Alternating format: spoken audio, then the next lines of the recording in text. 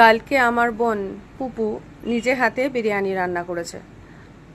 এই যে আমার ভাই বোনেরা সবাই বসে আছি, আর বাইরে প্রচণ্ড ঝড় জল বৃষ্টি, বিদ্যুৎ চমকাচ্ছে, বাজ পড়ছে। আমার বোন তো বলল যে এই প্রথম ও এত জোরে বাজ পড়া শুনলো।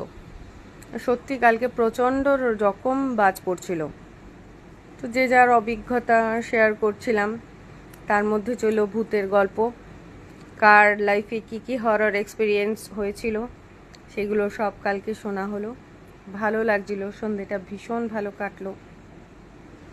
বাইরে তখন তুমুল ঝড় বৃষ্টি চলছে, আর ঘরের মধ্যে আমরা ভাই বোনেরা এইভাবে আড্ডা দিচ্ছি আর ওয়েট করছি কখন বিরিয়ানিটা খাবো।